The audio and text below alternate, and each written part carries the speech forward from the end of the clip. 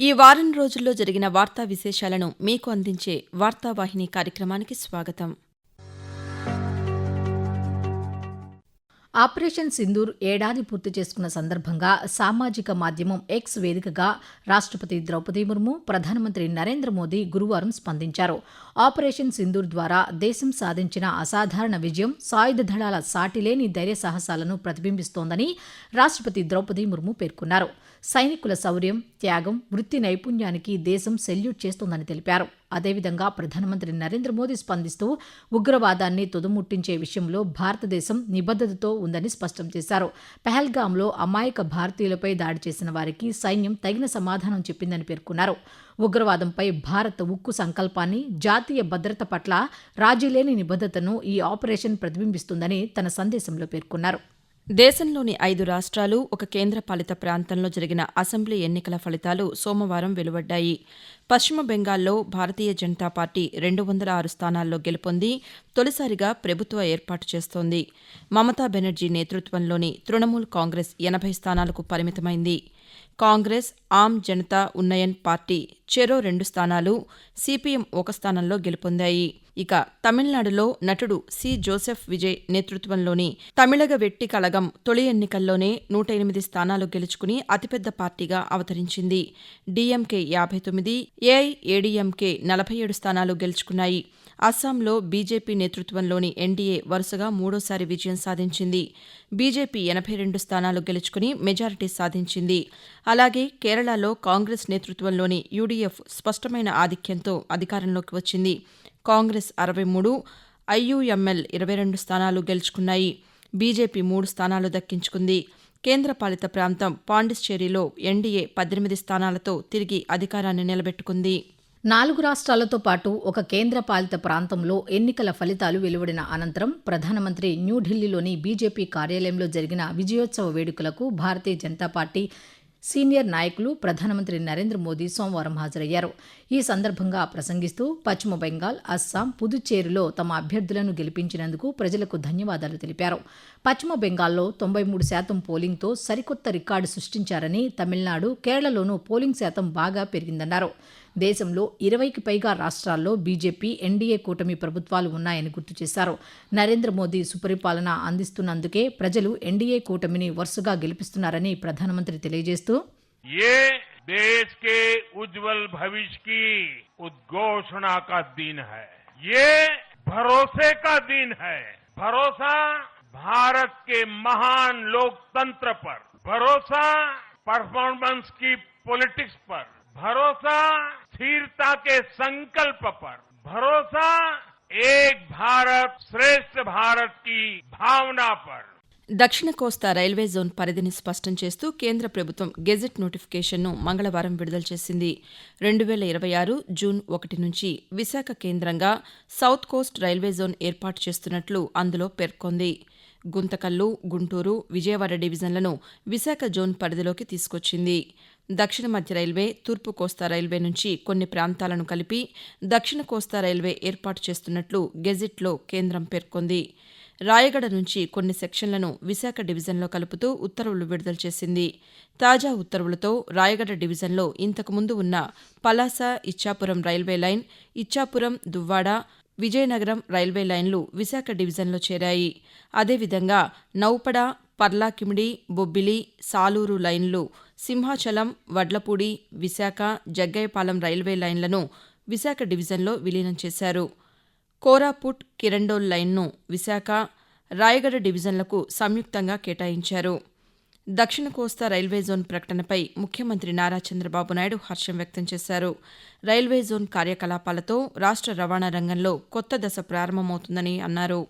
ప్రధానమంత్రి నరేంద్ర మోదీ అధ్యక్షతన న్యూఢిల్లీలో మంగళవారం జరిగిన కేంద్ర మంత్రివర్గ సమావేశంలో వ్యవసాయం, మౌలిక సదుపాయాలు, సాంకేతికతలపై దృష్టి సారిస్తూ 1.52 లక్షల కోట్ల రూపాయల విలువైన పలు కీలక నిర్ణయాలకు ఆమోదం లభించింది.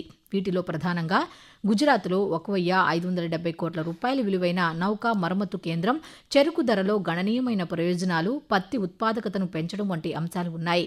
కేబినెట్ సమావేశ వివరాలను కేంద్ర మంత్రి అశ్విని వైష్ణవ్ పాత్రికేయులకు వెల్లడిస్తూ పత్తి రంగంలోని సమస్యలను పరిష్కరించడానికి 5,659 కోట్ల రూపాయల కేటాయింపుతో కపాస్ క్రాంతి పేరుతో పత్తి ఉత్పాదకత మిషన్కు కేబినెట్ ఆమోదం తెలిపిందన్నారు.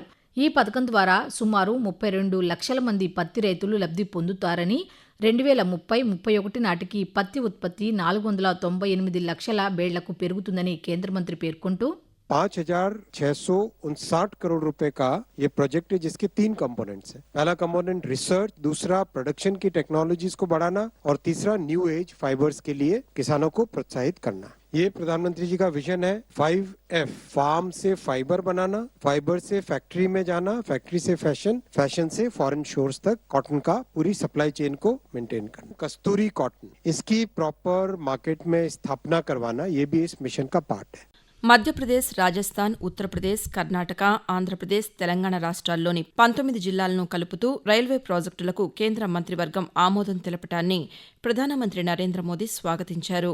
ఈ ప్రాజెక్టులు దేశ మౌలిక సదుపాయాలు, ఆర్థిక వృద్ధిని పెంచడంతో పాటు అనుసంధానాన్ని మెరుగుపరిచి కార్యాచరణ సామర్థ్యాన్ని పెంచుతాయని సామాజిక మాధ్యమం వేదికగా పెట్టిన పోస్టులో పేర్కొన్నారు. ఈ ప్రాజెక్టులు దేశవ్యాప్తంగా ఉన్న కీలక పర్యాటక ప్రదేశాలకు రవాణా మార్గాన్ని మరింతగా మెరుగుపరుస్తాయని అన్నారు. సుప్రీంకోర్టులో న్యాయమూర్తుల సంఖ్యను 33 నుండి 37కు పెంచాలన్న కేంద్ర మంత్రివర్గ నిర్ణయాన్ని కూడా నరేంద్ర మోదీ అభినందించారు. ఈ నిర్ణయం దేశ న్యాయ మౌలిక సదుపాయాలను బలోపేతం చేస్తుందని, ప్రజలకు సత్వర న్యాయం అందేలా చూస్తుందని ప్రధానమంత్రి పేర్కొన్నారు. ఉత్తరప్రదేశ్లోని ప్రయాగ్రాజ్లో భారత సైన్యానికి చెందిన north centre command, society of Indian defence manufacturers సంయుక్తంగా నిర్వహించిన 3 రోజుల నార్త్ టెక్ సింపోజియం కార్యక్రమాన్ని రక్షణ మంత్రి రాజ్నాథ్ సింగ్ సోమవారం ప్రారంభించారు. ఈ సందర్భంగా రక్షణ సిబ్బంది, పారిశ్రామికవేత్తలు, ఆవిష్కర్తలను ఉద్దేశించి ప్రసంగించారు. అత్యంత వేగంగా మారుతున్న నేటి సాంకేతిక విప్లవంలో భవిష్యత్తుకు సిద్ధంగా ఉండాలంటే పరిశోధనలపై నిరంతరం దృష్టి సారించడం అత్యవసరమని చెప్పారు. యుద్ధ స్వరూపం ట్యాంకులు, క్షిపణుల నుండి డ్రోన్లు, సెన్సార్ల వరకు మారిపోయిందన్నారు. ఇలాంటి పరిస్థితుల్లో సర్వసిద్ధంగా ఉండాలని అభిప్రాయం వ్యక్తం చేస్తూ शौर्य केवल शारीरिक शक्ति या युद्ध कौशल का नाम नहीं है. शौर्य हमारे मन की वह अटल अवस्था है जहां राष्ट्र प्रेम के आगे सारे सुख, सारे मोह, सारे भय यह व्यर्थ हो जाते हैं. शौर्य वो दिव्य भाव है जहां हमारा एक सैनिक अपने माता पिता, पत्नी और बच्चों के स्नेह के बंधन से ऊपर उठकर मां भारती की रक्षा का व्रत लेता है. ఆరోగ్య సంరక్షణపై భారత్, జపాన్ దేశాల 3వ సంయుక్త కమిటీ న్యూఢిల్లీలో మంగళవారం నిర్వహించిన సమావేశానికి కేంద్ర ఆరోగ్య, కుటుంబ సంక్షేమ శాఖ మంత్రి జేపీ నడ్డా, జపాన్ ఆరోగ్య సంరక్షణ విధాన శాఖ మంత్రి కిమి ఒనోడోలు సహా అధ్యక్షత వహించారు. ఈ సందర్భంగా కేంద్ర మంత్రి మాట్లాడుతూ ఆరోగ్య రంగంలో సహకారాన్ని మరింతగా పెంపొందించుకోవటానికి, కొత్త భాగస్వామ్యాలను ప్రోత్సహించడానికి ఇరు దేశాలు నిబద్దతతో ఉన్నాయని చెప్పారు. ఆరోగ్య సంరక్షణ రంగంలో ద్వైపాక్షిక సహకారాన్ని ముందుకు తీసుకెళ్లడానికి ఈ సమావేశం ఒక కీలక వేదికగా ఉపయోగపడుతుందని స్పష్టం చేశారు. సబ్కా సాత్, సబ్కా వికాస్ అనే సూత్రం కింద సమ్మిళిత అభివృద్ధికి భారత్ కట్టుబడి ఉందని జేపీ నడ్డా ఉద్ఘాటించారు. ఆంధ్రప్రదేశ్ ముఖ్యమంత్రి నారా చంద్రబాబు నాయుడు అధ్యక్షతన గురు శుక్రవారాల్లో కలెక్టర్ల సదస్సు జరిగింది. అమరావతిలోని రాష్ట్ర సచివాలయంలో జరిగిన ఈ సమావేశంలో జిల్లా కలెక్టర్లతో పాటు వివిధ శాఖల ఉన్నతాధికారులు హాజరయ్యారు. మొదటి రోజు సమావేశంలో స్వర్ణాంధ్ర 10 సూత్రాలు, జిల్లాల వారీగా వృద్ధి, కేంద్ర ప్రాయోజిత పథకాలు, ప్రజా ఫిర్యాదుల పరిష్కారం, పెట్టుబడులు వంటి అంశాలపై చర్చించారు. రెండవ రోజు సమావేశంలో వేసవి ప్రణాళికలు, సంక్షేమం, రెవెన్యూ, విద్య, నైపుణ్యాభివృద్ధి, శాంతి భద్రతలు, ఫైళ్ల క్లియరెన్స్ వంటి అంశాలపై ముఖ్యమంత్రి సమీక్ష నిర్వహించారు. పలువురు కలెక్టర్లు తమ జిల్లాల్లో అమలు చేస్తున్న ఉత్తమ విధానాల గురించి తెలియజేశారు. ఈ సదస్సులో ముఖ్యమంత్రి మాట్లాడుతూ ప్రభుత్వ సేవలను వేగంగా అందించడంలో ఫైళ్ల పరిష్కారం కీలకమని స్పష్టం చేశారు. అనునిత్యం రిఫార్మ్, ఇన్నోవేషన్, డెలివరీ, ఈ 3 కూడా మనం ఎక్కడికక్కడ వర్కౌట్ చేసుకోగలిగితే it is inspiring time. Technology is matured. Technology అందరూ కూడా అడాప్ట్ చేసుకునే పరిస్థితికి వచ్చారు. ఇందులో మనం ముందుకు పోగలిగితే బ్రహ్మాండమైన ఫలితాలు వస్తాయి. అల్టిమేట్ గా ఈ ప్రభుత్వం యొక్క ఆశయం ఎంపవరింగ్ పీపుల్, ఆర్థిక అసమానతలు తగ్గించి అందరికీ మెరుగైన జీవన ప్రమాణాలు ఇవ్వాలనే ఉద్దేశంతో ముందుకు పోతున్నాం. ఆ డైరెక్షన్ అయితే క్లియర్ గా పెట్టాం, అనేక పాలసీలు తీసుకొచ్చాం. గుంటూరు ఛానల్ కాలువ ఆధునీకరణ, విస్తరణ పనులకు పరిపాలనా అనుమతులు మంజూరైనట్లు కేంద్ర గ్రామీణాభివృద్ది శాఖ సహాయ మంత్రి పెమ్మసాని చంద్రశేఖర్ తెలిపారు. గుంటూరులో మంగళవారం నిర్వహించిన పాతికేయుల సమావేశంలో కేంద్ర మంత్రి మాట్లాడుతూ గుంటూరు ఛానల్ అభివృద్ది ద్వారా సాగునీటి సరఫరా వ్యవస్థను మరింత బలోపేతం చేస్తామని చెప్పారు. ఛానల్ను పరిశీలించామని, ప్రస్తుత పరిస్థితులను అంచనా వేసి అవసరమైన మరమ్మతు పనులను చేపడతామని తెలిపారు. ఈ ప్రాజెక్టు ఆధునీకరణ ద్వారా సాగు, తాగునీరు మరింత అందుబాటులోకి వస్తుందని కేంద్ర మంత్రి తెలియజేస్తూ గుంటూరు ఛానల్ ఎక్స్టెన్షన్ చేయటం వల్ల ఇప్పుడు 27,000 ఎకరాల ఆయకట్టు ఏదైతే ఉందో అది ఇంకొక 48,000 ఎకరాల అడిషనల్ గా ఆయకట్టు వచ్చి 75,000 ఎకరాల ఆయకట్టుకి మంచి నీరు వస్తుంది. అడిషనల్ గా ఒక 40-50 గ్రామాలకి డ్రింకింగ్ వాటర్ సప్లై కూడా వస్తుంది. ఈ 47 కిలోమీటర్లు ఏదైతే గుంటూరు ఛానల్ ఉందో అందులో లాస్ట్ 10 కిలోమీటర్లు ఛానల్ విడ్త్ అనేది తక్కువగా ఉండటం వల్ల ఈ ఛానల్ కింద ఎక్స్టెన్షన్ చేసినా కూడా వాటర్ వచ్చేటువంటి పరిస్థితి లేదు. కాబట్టి ఇప్పుడున్న లాస్ట్ 10 కిలోమీటర్లలో ఇంకొక 50 ఎకరాల పైన ల్యాండ్ ఎక్విజిషన్ చేసి దాన్ని వెడల్పు చేయటం, వీటితో పాటు బండ్స్, బ్యాంక్స్ ఏవైతే ఉన్నాయో కట్టల్ని స్ట్రెంథన్ చేయటం. ఎందుకంటే ఇది 60 సంవత్సరాల క్రితం కట్టినటువంటి గుంటూరు ఛానల్. న్యూఢిల్లీలో గురువారం జరిగిన 10వ హిందూ మహాసముద్ర డైలాగ్ కార్యక్రమంలో కేంద్ర ఓడరేవులు, నౌకాయానం, జలమార్గాల శాఖ మంత్రి సర్బానంద సోనోవాల్ పాల్గొన్నారు. ఈ సందర్భంగా ఆయన మాట్లాడుతూ ఉమ్మడి సముద్ర జలాల్లో సంక్షోభ సమయాల్లో వేగవంతమైన సహాయం, భద్రతకు హామీ ఇస్తూ భారతదేశం నేడు స్థిరత్వానికి ఒక దృఢమైన స్తంభంగా నిలుస్తోందని అన్నారు. ప్రధానమంత్రి నరేంద్ర మోదీ నాయకత్వంలో భారతదేశం సురక్షితమైన, సంపన్నమైన హిందూ మహాసముద్ర ప్రాంతాన్ని క్రియాశీలకంగా తీర్చిదిద్దుతోందని చెప్పారు. గ్లోబల్ సౌత్ కోసం పటిష్టమైన సముద్ర వాతావరణాన్ని నిర్మించడానికి అత్యంత నిర్మాణాత్మకమైన హిందూ మహాసముద్ర తీర ప్రాంత అధ్యక్ష పదవి కోసం భారత్ ఎదురు చూస్తోందని తెలిపారు. గుజరాత్లోని గాంధీనగర్లోని గిఫ్ట్ సిటీలో జరిగిన India aircraft leasing and financing summit 2.0లో పౌర విమానయాన శాఖ మంత్రి కింజరపు రామ్మోహన్ నాయుడు శుక్రవారం పాల్గొన్నారు. ఈ సందర్భంగా ఆయన మాట్లాడుతూ ప్రపంచంలోనే అత్యంత వేగంగా అభివృద్ది చెందుతున్న విమానయాన మార్కెట్గా భారతదేశం ఉందని చెప్పారు. విమానాల లీజింగ్, ఫైనాన్సింగ్కు సంబంధించి ప్రపంచ గమ్యస్థానంగా రూపాంతరం చెందుతోందని గుర్తు చేశారు.